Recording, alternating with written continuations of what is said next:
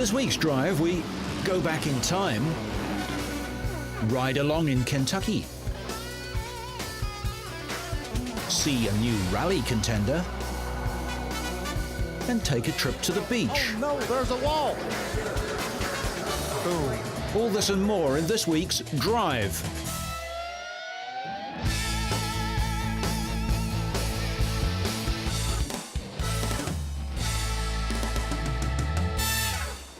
We start this week with a teenaged racing hopeful from Hong Kong. The Italian media have already dubbed her the female Schumacher, but the world's most famous Formula One driver probably never needed help getting dressed from mom and dad. 17-year-old Wings Tang is not even old enough to have a driver's license. But at the age when most of her friends are talking about boys, Tang is out on the track, shaking up this traditionally male-dominated sport.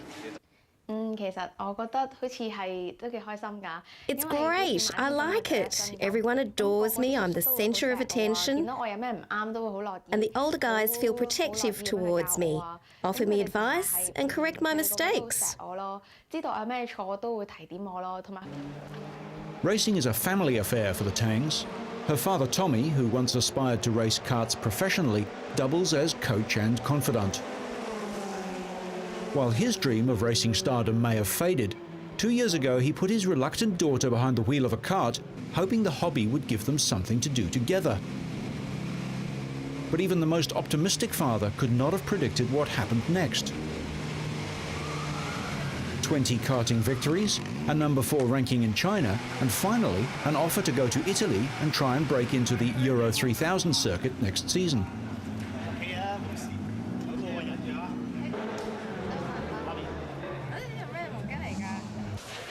I don't know if she has natural talent, but she worked very hard, practiced a lot, and gradually she became very good. These days, I stay behind the scene to just coach her, in hope that her own successful racing career could help realise my own unfulfilled dreams.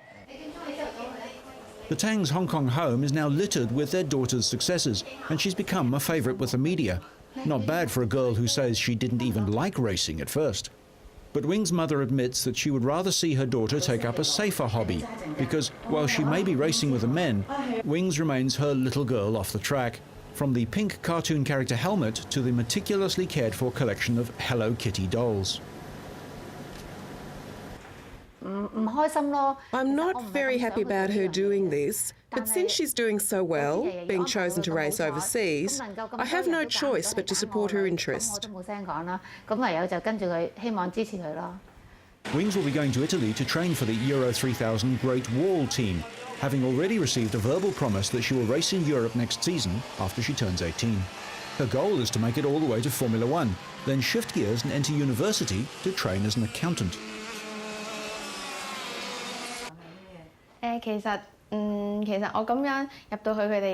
It's great that I could break into this male-dominated sport, hang out with the guys and prove that not only men can race cars, women can too.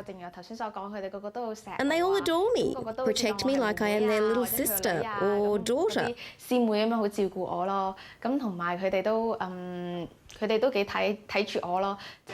But right now she's just enjoying the ride and the advantages that come from being both good and a girl.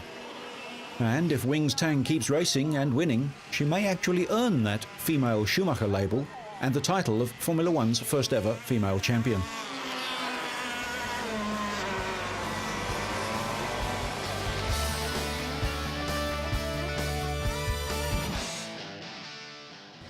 Around the world now to Norway for the latest round of the Class 1 World Offshore Powerboat Championship. Over 200,000 people watched the racing from the shores of the fjords around Oslo. Leading from the start, the Anglo-Norwegian pair of Bjorn Jelston and Steve Curtis dominated the fourth round in their boat, the Spirit of Norway. Racing in home waters, the Lamborghini-powered Spirit of Norway led from Dubai-based Victory 7, crewed by Ali Nasser and Ali Al-Kwama.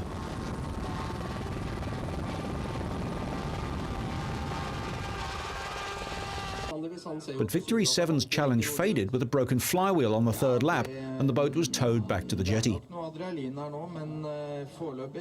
Their teammates, defending world champions Saeed Al Taya and Mohamed Al Mari in Victory 1, inherited second place until the last lap, when a burst water hose flooded the engine compartment and they finished fourth.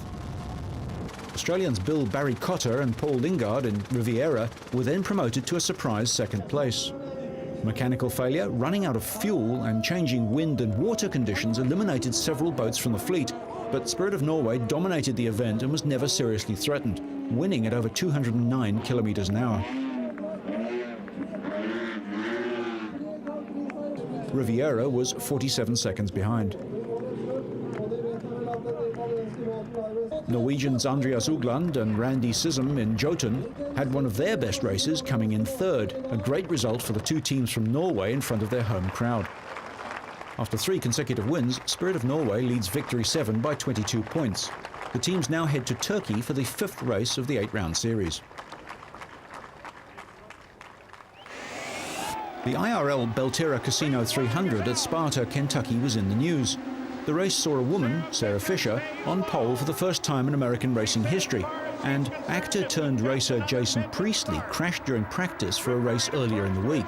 The star of Beverly Hills 90210 was hospitalized with a spinal fracture, a head injury and broken bones in both feet, but is recovering. Fisher led the first 26 laps and began pulling away from the field before a crash by Richie Hearn and Gilles de Ferran brought out the first yellow flag. Riding along, we're going to look up ahead. On lap 90, Thomas Scheckter, son of 1979 Formula One world champ Jody and best known as the Jaguar test driver fired for curb crawling, lost control and sent Ayrton Dare on his way into the wall. Yeah, that was Scheckter that backed into the wall first, and Dare tried to run high, but it didn't help. We get closer to the finish, too. Whether or not they're available or people are just getting a little braver. A little more daring. The lead changed 11 times between 6 drivers. Sam Hornish was headed to the front as he passed Buddy Lazier for second place, but Hornish dropped to third as the race came down to a battle between Felipe Giafone and Lazier, the double defending winner. But Hornish repassed Lazier for second place with 4 laps to go and got within 1/10 of a second of winning. Giafone led the final 39 laps and took his maiden checkered flag to become the 9th different winner this season.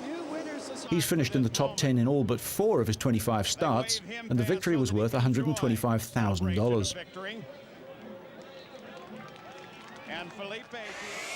NASCAR racing went to the historic Watkins Glen, where former driver Ernie Irvan gave the traditional order. Start your engines! Top driver Tony Stewart was fined $10,000 and put on probation by NASCAR during the week for hitting a photographer in Indianapolis. His team's sponsor fined him an additional $50,000 for his conduct, and Stewart was also instructed to take anger management classes to learn to control his short temper. He punched freelance photographer Gary Mook after he faded out of contention late in the Brickyard 400. During this, the 22nd of 36 races, there were 12 lead changes among 9 drivers, with 7 cautions for a total of 18 laps. Matt Kenseth lost control and buried his car in the sand trap.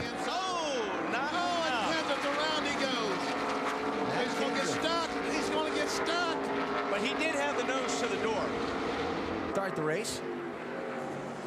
And that's a very upset Matt Kenseth right about now. Next in was Joe Nemechek, who looked like he was going to get to the strip of grass at the back of the gravel trap and drive out, but he wasn't able to turn in time. I keep driving, I'm through the gravel. All right, I'm gonna make it through the gravel. Oh no, there's a wall. Boom. 3 laps from the end, Kenny Wallace backed it in hard, but walked away. The race was stopped, and at the restart, Stewart was leading Ryan Newman. Man. Still nicer to hit in those foam than walls. Stewart led 3 times for 35 of the 90 laps and dedicated the victory to photographer Gary Mook. He finished 1.6 seconds ahead of Newman. Stewart and Matt Kenseth both have 3 wins this year, and this was Stewart's 2nd road course win.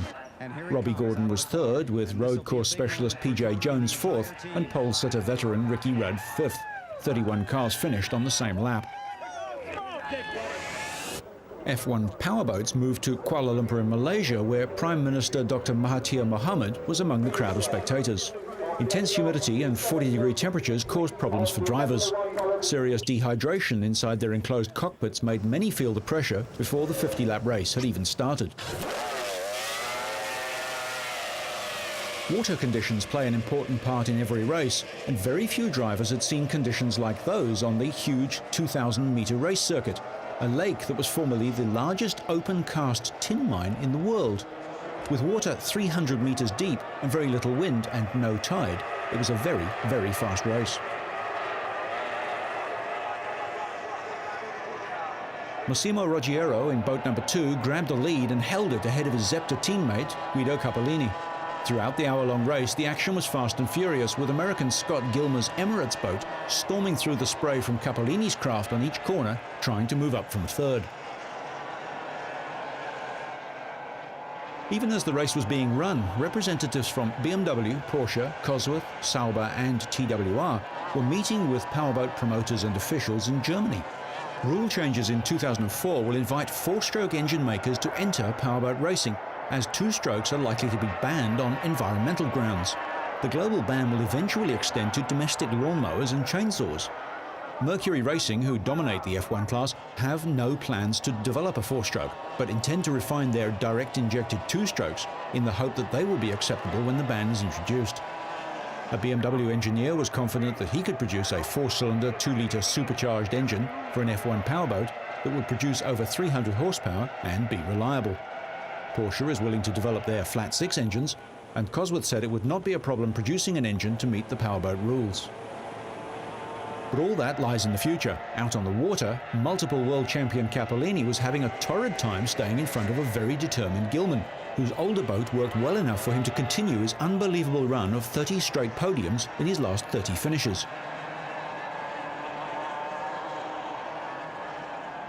Italian Fabio Comparato started fourth and finished fourth, 4 seconds behind Gilman for his fourth top 5 finish of the season. After Ruggiero took the pole position on Saturday, he boasted that if he could reach the first turn mark in the lead, he was confident that he could win, and his prediction proved correct. Finland's Jari Honkala was a last-lap retiree, classified as a finisher in 8th place. Capellini suffered minor damage to the left float of his boat when the nose dug in at over 160 kilometres an hour. With his teammate forced to slow, Ruggiero claimed his first win of the year ahead of Capellini, who's won 5 Grand Prix this year and 7 world titles. In the battle for Formula One Championship points, Gilman is 104 points behind Capellini, but only 6 in front of France's Philippe Desautene, who is just 1 point ahead of Italy's Ivan Torta. The next round of the championship is at Waterford in Ireland. Very appropriate.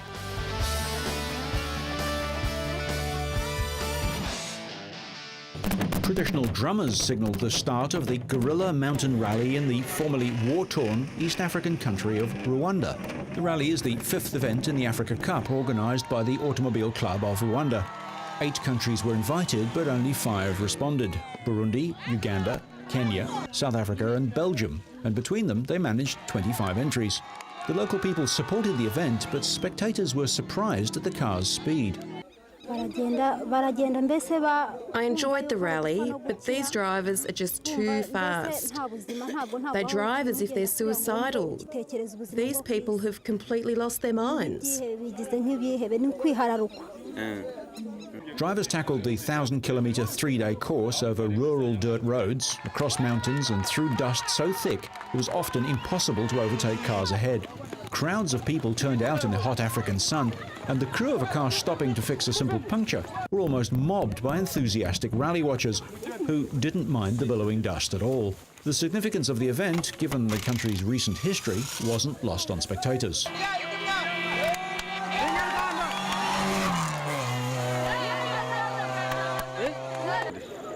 Yeah, well, it's a great rally.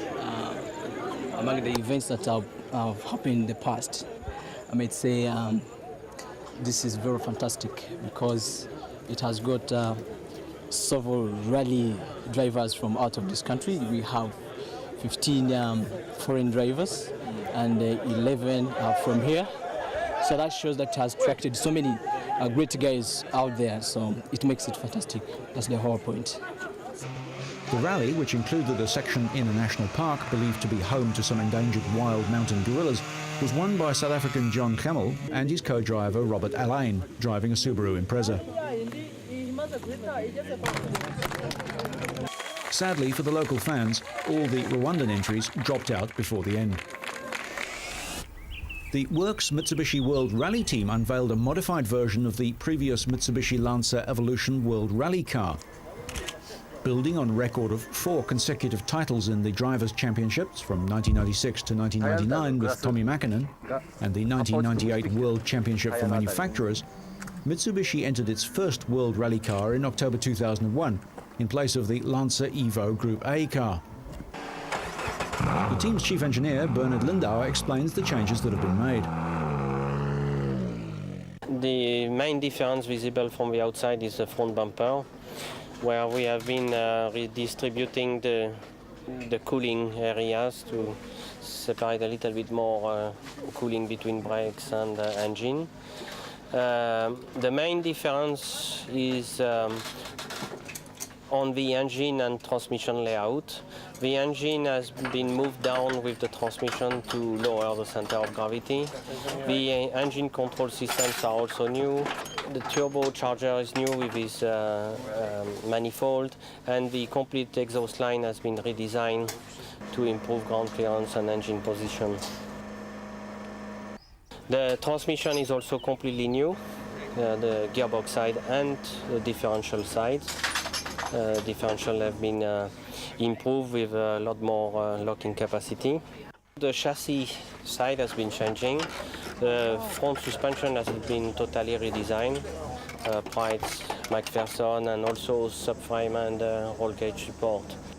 The rear suspension has been improved in weight. We have been doing quite a big weight reduction on the rear suspension, around 12 kilo, because it was quite strong up to now.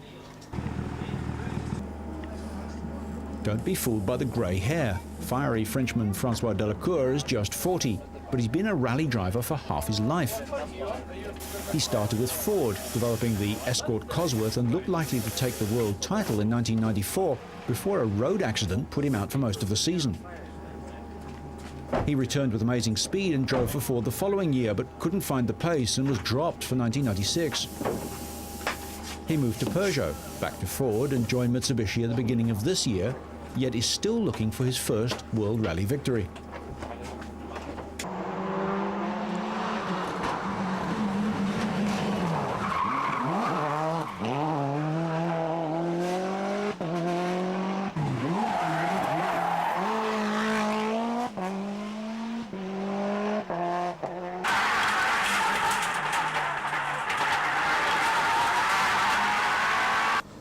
The first impression, the first feeling was medium, I can tell you. And after a few kilometers, after 50 kilometers, I understood that the potential was there, that it was maybe difficult to find a way to drive the car. I had to change completely the way to drive the car, because it's different engine, different spirit of the car completely as well. And but I found the car very, very easy comparing with the other one. The handling is much better. And now the question is to know exactly the gap between the other one and this one. In the new car's debut event, the Rally of Finland, Delacour broke his new front suspension and McRae his rear, and both were forced to retire. But Jani Parsonen finished 8th overall.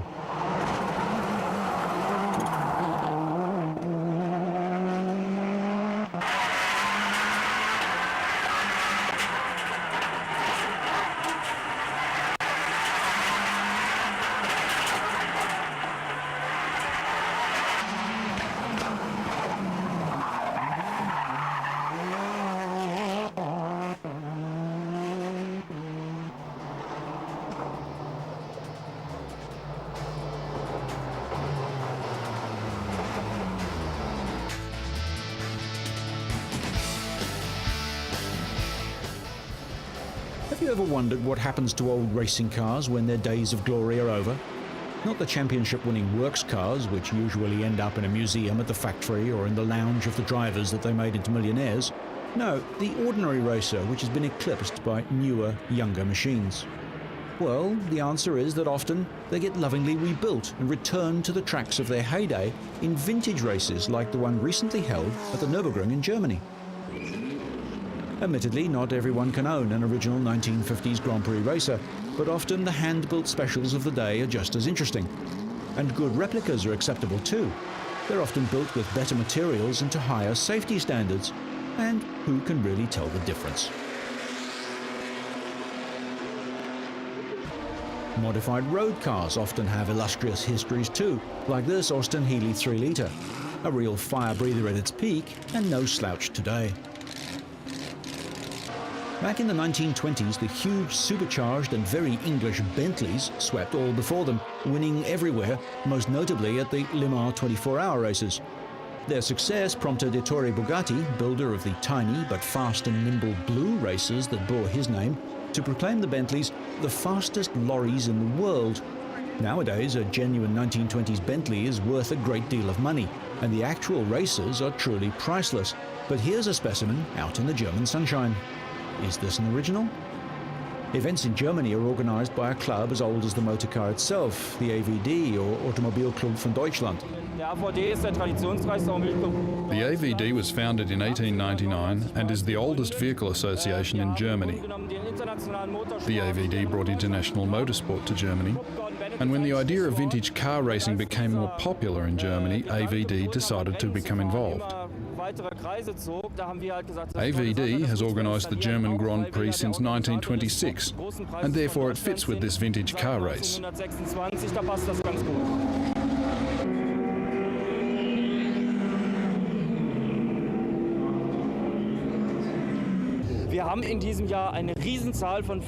This year we have 591 cars participating, and therefore one could say that this is the world's biggest vintage racing event. Real or replica? I'm guessing this Maserati's the real thing. The great thing about the wealthy people who often own these cars is that they are still motor racing fans at heart.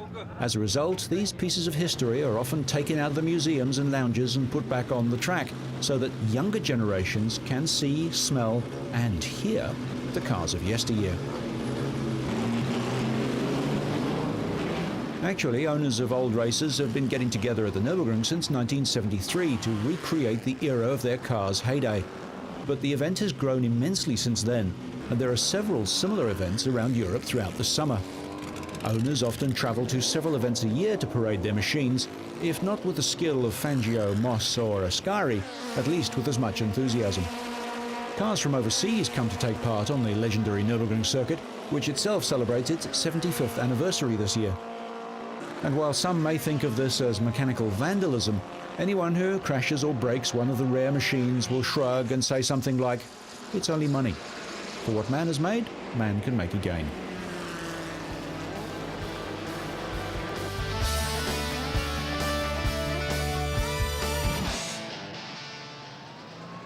And finally, how big is the biggest tyre you've ever seen? These are in fact the largest tyres we've ever manufactured, and they're going to be fitted to the largest dump truck manufactured in the world by the Caterpillar company. They'll be going on these machines and going into service in Indonesia at the Freeport mine. The world's largest tyres weigh 5 tonnes, are over 4 metres tall, and take a load of more than 100 tonnes each. I wonder how long it takes to change a wheel if you get a puncture. And how big is the jack? We'll end on that weighty note, but so you stay on track and up to speed, make sure you catch next week's Drive.